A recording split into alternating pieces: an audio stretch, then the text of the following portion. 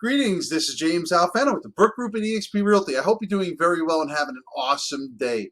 So look, I'm sorry that you had a listing that went on the market and expired. And I really like the opportunity to sit and talk with you and try and understand the dynamics of what happened and how we can prevent that if you ever come back onto the market. Now, one of the things I'd like to discuss with you is the fact that it is still very much a seller's market in the great state of Connecticut. So I'm going to share my screen here and just go over quickly a little bit of data, okay? So let's take a look at this here. This is all coming directly from the MLS, and we're looking at the last year. So it's going back to January of 2021. So we're going to start with homes for sale. That's the total amount of homes for sale on the market, and we can see that it has just been declining, okay? We were in a range, let's say Fairfield. Let's look at Fairfield, 4885. You guys can see the numbers on the screen for the other counties as well. So it's significantly down, right? New listings coming on the market. It went up a little bit in the spring of 2021, but then, it came back down. It's not as dramatic as the total homes for sale. But remember, the total homes for sale being low, it means there's a shortage of inventory, okay? So let's look at another dynamic is days on the market. Now, days on the market is the time it takes for a house to sell after it's been introduced to the MLS and is exposed to the market. How quickly is that house selling? So let's take a look here. We were 56 days in Fairfield County back in January 2021. You can see the other counties there on the screen.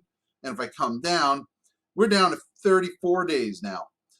So houses are moving. If you're doing all the right things, if you're marketing it right, pricing it right, staging it right, the whole nine, you're selling your home, okay? Here's another one last quick thing to indicate and show you how it's very much a seller's market. So the month supply of inventory is also known as the absorption rate. 5.0 is a very even market, buyers and sellers. It's not an advantage to either. It's not a buyer's market, not a seller's market. This number is the amount of inventory of houses that are on the market currently, how many months it would take for that inventory to be depleted with no new listings coming onto the market. So when it's a 5.0, that means given current buying activity and current inventory, the housing inventory will be depleted in 5 months, okay? Back in early 2021, Litchfield and Fairfield were just about at that even keel. New Haven was already a seller's market, being at 3.5. 3.5 meaning 3.5 months worth of inventory, so there's not enough inventory, supply and demand. So that means it's more of a seller's market. Okay, but look at this graph. This is one of the most dramatic indications of how it's still a seller's market, right? It's just gone down, and even though the interest rates have changed, and even though the craziness of COVID isn't really there like it was, right? It's just gone down. I think what's happened is people have acclimated, buyers have acclimated to the new reality of what interest rates are. And if you look at a 30-year period, the interest rates aren't really that terrible. They're not like the 2% that we were getting in the middle of COVID and whatnot, where we're back to kind of a higher rate. But it's not terrible. And buyers that were being outbid by cash buyers, people going in with no inspections, these buyers are being emboldened and coming back to the market and purchasing property.